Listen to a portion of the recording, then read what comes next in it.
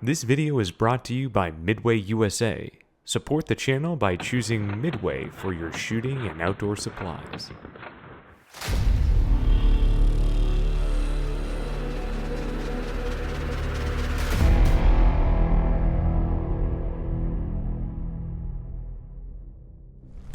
"650 yards, Jerry's in closing, sir. Stand by."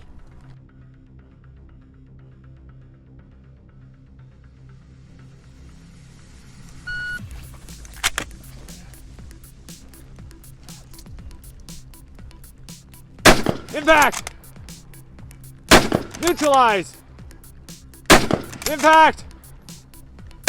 Neutralize! Impact! Neutralize! Impact! Neutralized!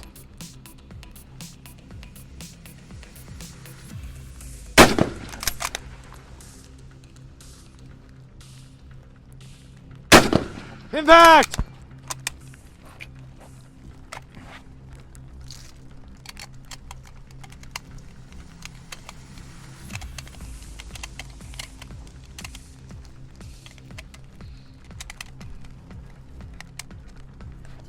"350, still one more, right?" Yes, confirmed.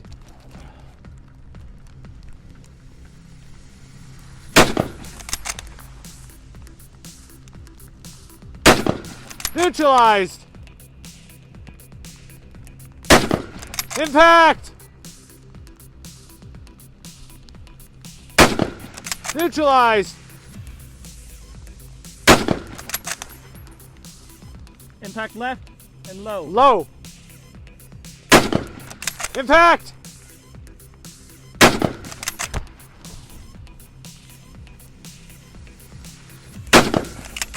Neutralized!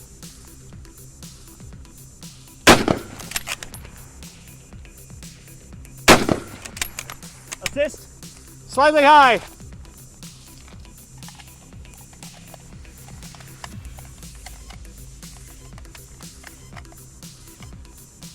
My fingers are really cold and wet, and the cartridges are slipping all over the place. I'm trying desperately to make sure that I don't get rim lock. All right, slightly high. Impact! All right, 650, here we go. No, one more! Neutralized! 650.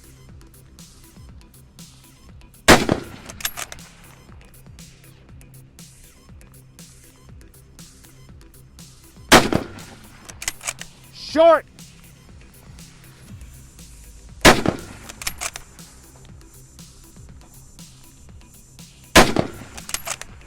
Short!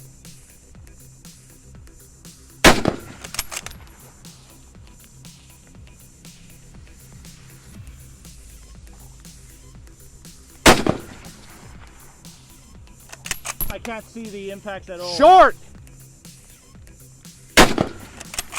Impact! Neutralized! All right.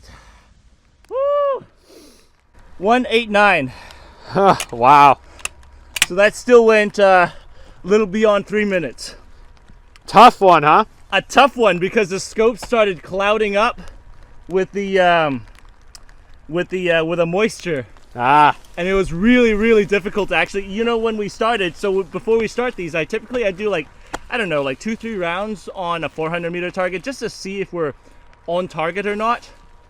I was telling Josh I could spot these. I think I'm good, but as soon as this sat in the moisture for a little longer, it's pretty fogged up. In fact, I can get some footage of it in a bit, but still, up close though, Josh, this thing was absolutely murderous. yeah. On those targets.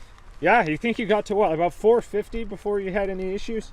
Yeah, it was difficult. It was kind of weird. It's one of those scenarios that when you're using vintage glass, sometimes the glass is not as good as iron sights, just due to the image quality, the glass transparency. It's just not there back in like the 50s technology. Still though, like, as a rifle, this thing is incredibly accurate for what it is, and the bolt cycling action was very intuitive. I don't know if you saw, Josh, I actually removed the magazine to load the cartridges instead of trying to stuff it through the top, because I couldn't use chargers for this. Regardless, though, what did you think? Anything that stood out to you? No, I mean, obviously I was down the scope the whole time, so. Yeah. Well, anyways, it's wet. We'll see you guys in a drier environment. And yeah, take care. They've said that snipers commit an act of ungentlemanly warfare. Well, guilty as charged, Your Honor. I hope you're enjoying the show thus far. Shows like this, they're brought to you by Slate Black Industries. But most importantly, we're supported by the patrons of Patreon and Utreon. That's right, this lovely group of men and women, they support us financially, intellectually, but most importantly, emotionally. So today I'd like to invite you, come, join us, become one of us. Together, we'll set our sights on the future development of small arms. But if you cannot, that's all right. We completely understand.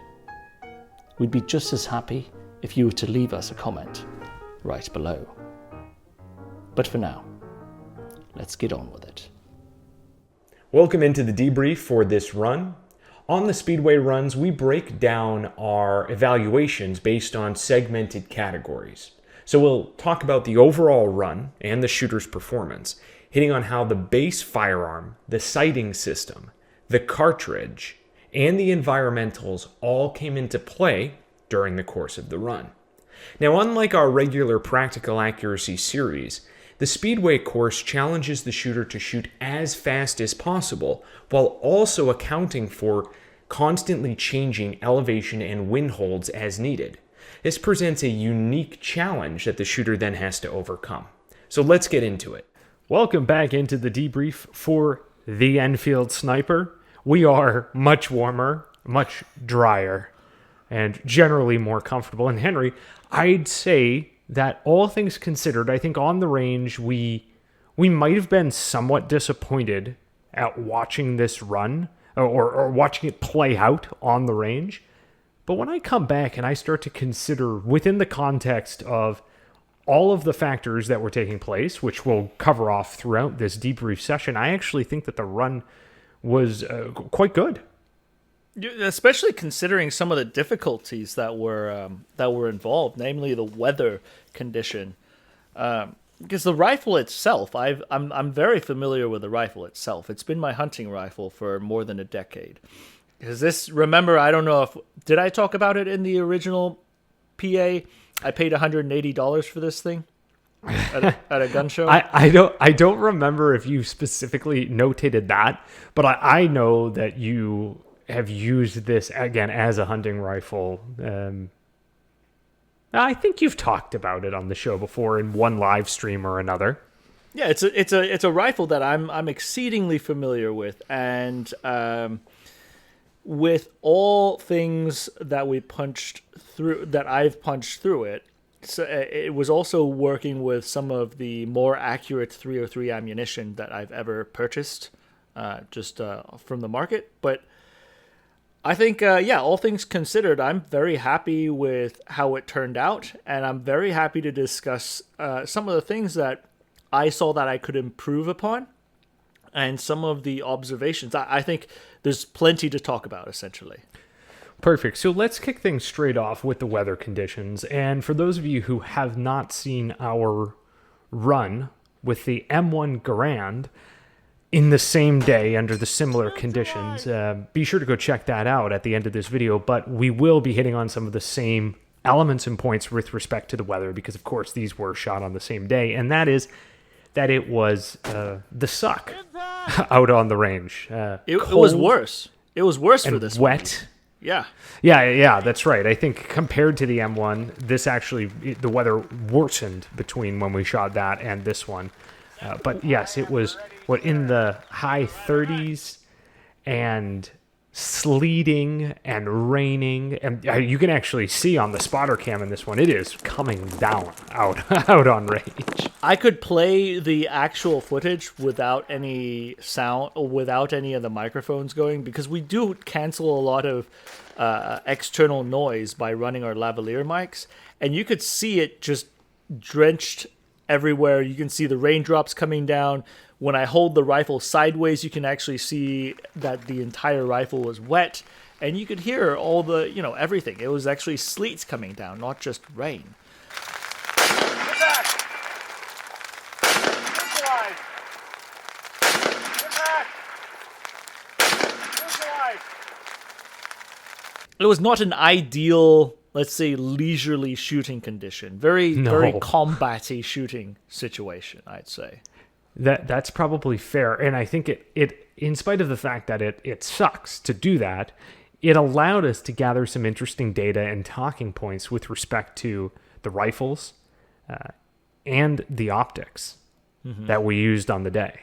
Namely, that and let's just back that up slightly, also a third element being you, the shooter, and how the weather influenced you on the day as well.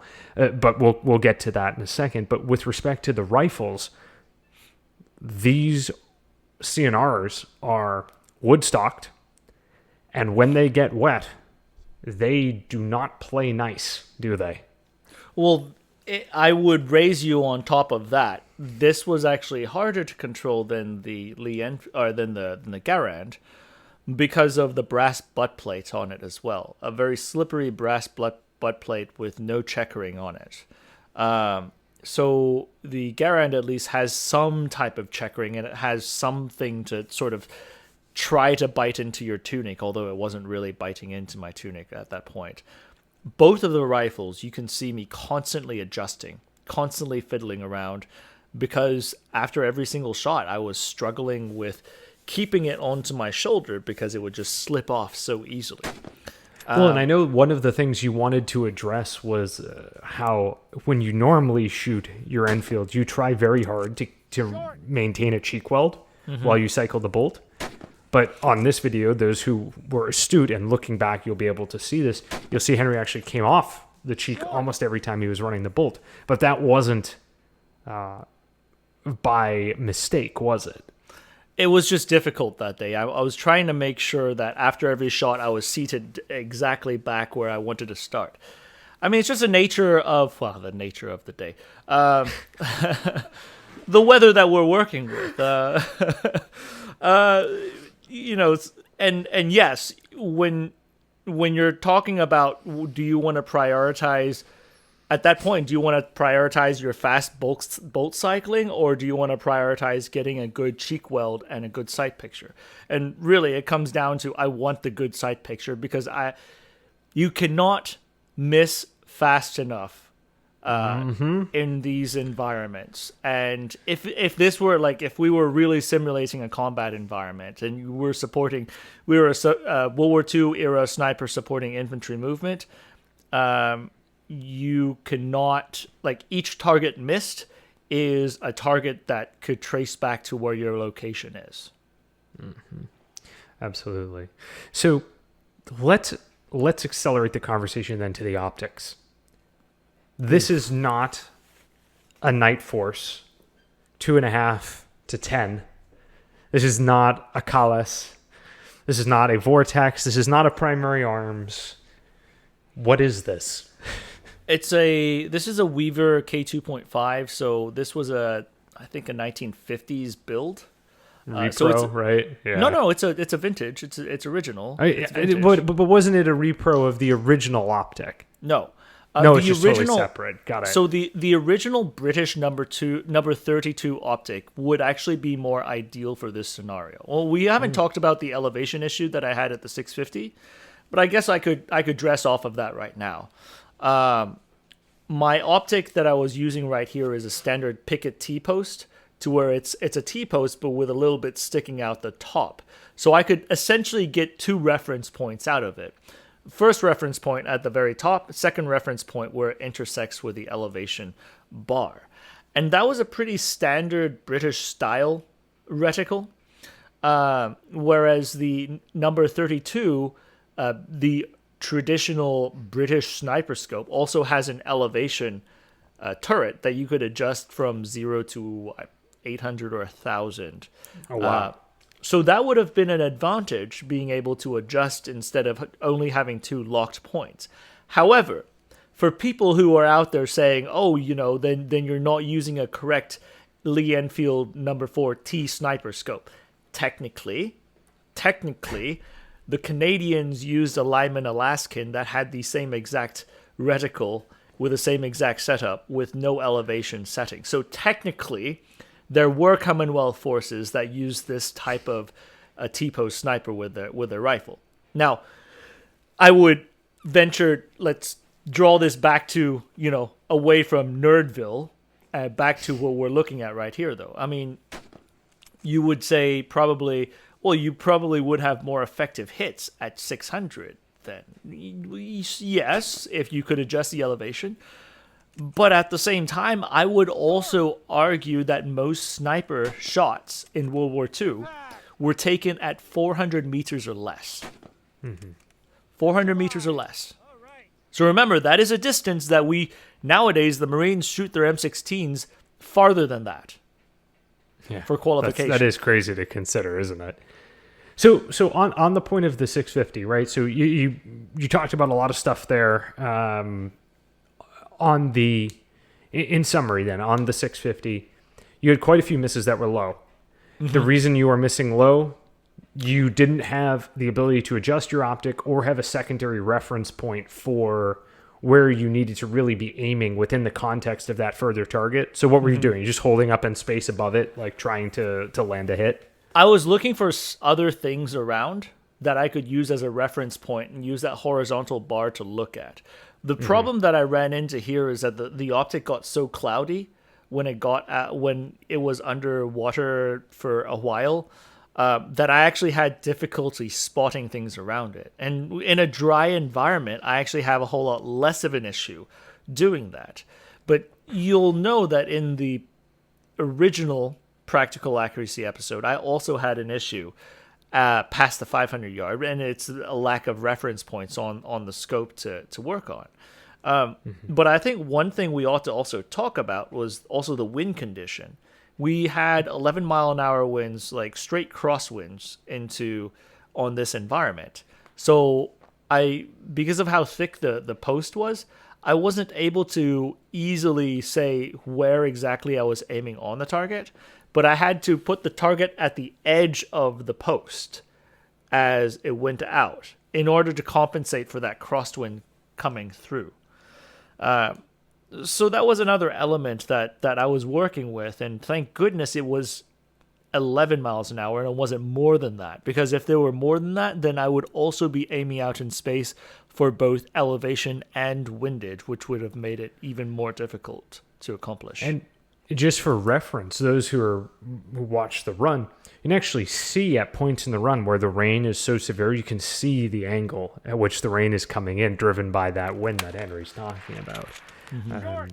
And it's very telling where, you normally don't have an indicator like that. And obviously Henry can't see it like that in his little old 1950s optic, but it was very apparent looking through modern spotting equipment what the wind was doing there. Yeah.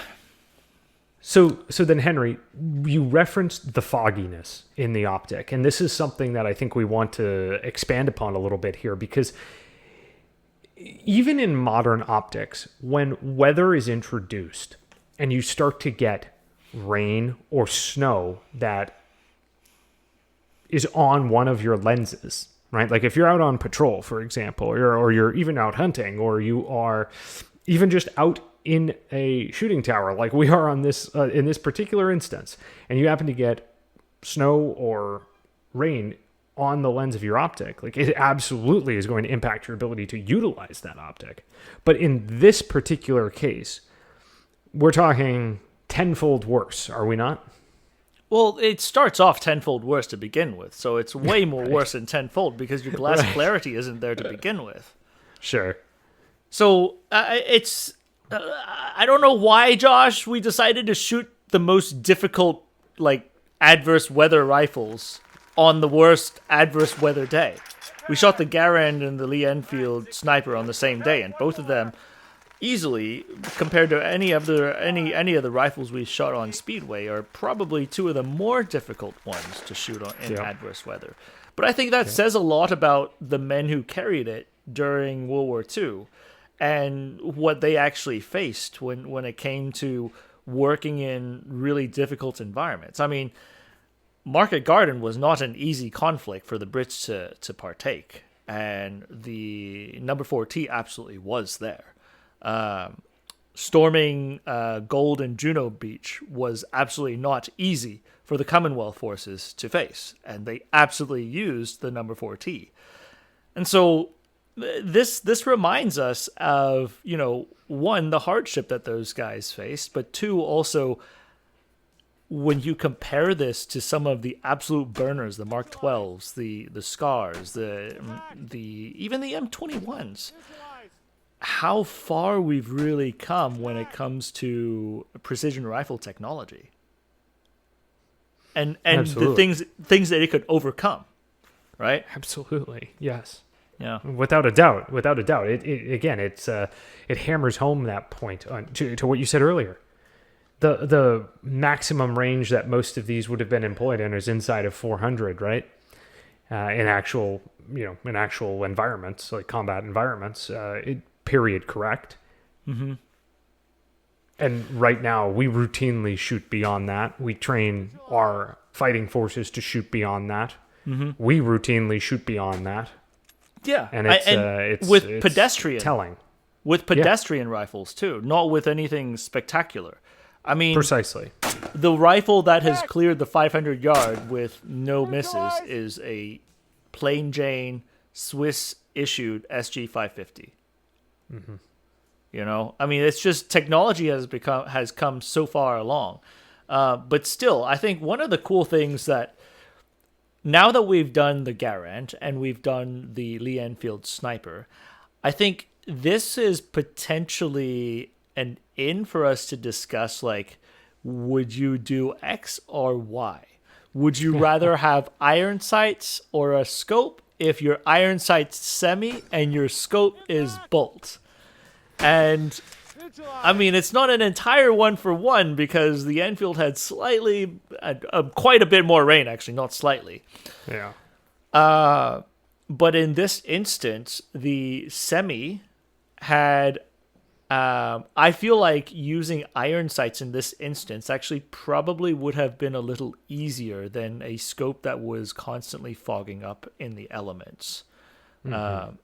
But then the semi being able to work itself in a rough environment and having a clip-fed mechanism to quickly reload to where I didn't pull the magazine out and have to load, because the No.4 T, the Enfield sniper here, if I didn't pull the magazine out, I'd have to jam the rounds to the small ejection port.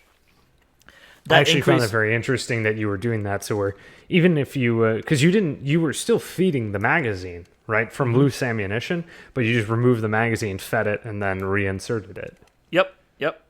I just ran it it's a mag-fed rifle, but typical British doctrine is to charger feed it with 5-round chargers on top and never remove the magazines.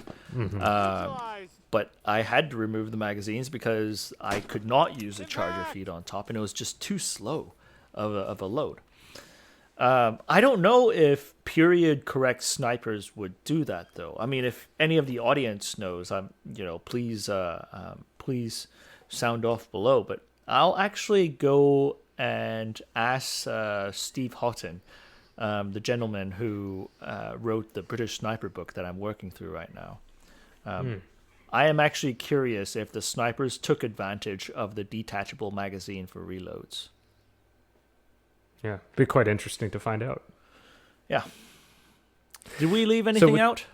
No, I don't. I don't think so. I mean, I was just about to ask you. With all that said, I mean, was there any other key points to discuss? And the only other thing that I would say is that throughout the run with this particular rifle, basically, as soon as you found that hold, you were on. Like even at 650, after some subsequent misses and really struggling on where it was going to, where you needed to be elevation wise, as soon as you found it, bang, bang. You know what I mean? It's the same at 500. You had, I think, a couple elevation misses.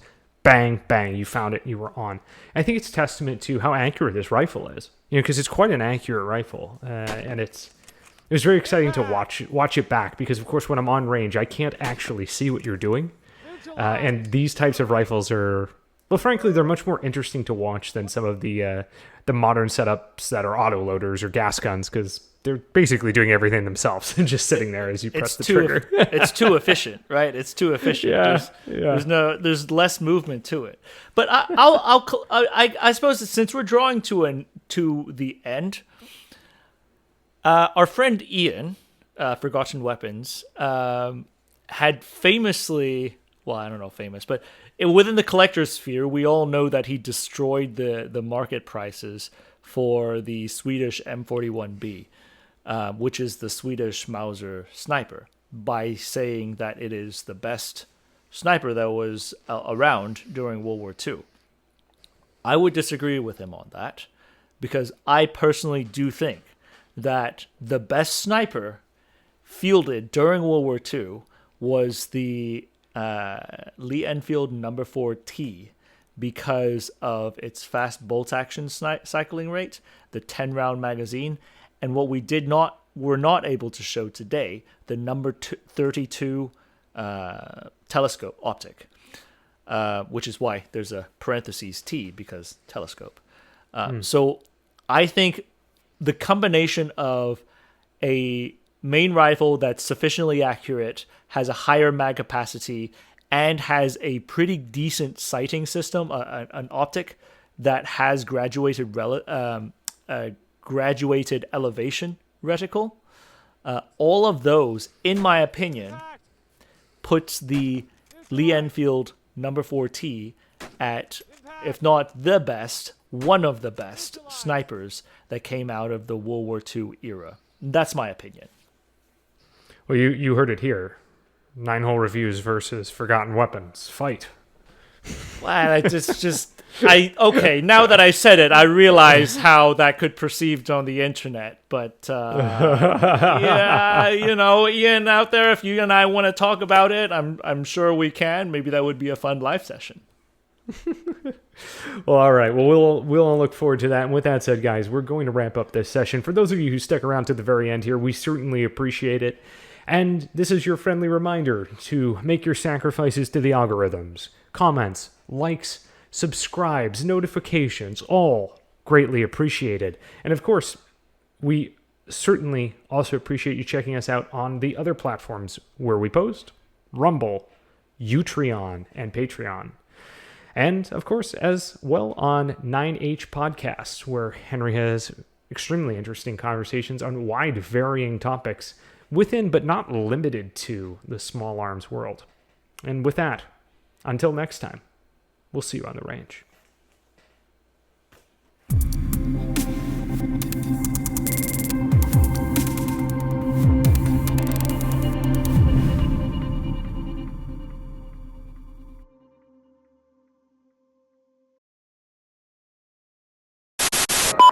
Cyber 16, this is Steel 96, 4 Vic, 8 packs, red con 1, green to green. How copy, over? Steel 96, this is Cyber 16, roger, over. 16, Steel 91, 1 pack, green, over. This is Cyber 16, roger, over. 16, Steel 92, 1 Victor, 2 packs, red con 1, over.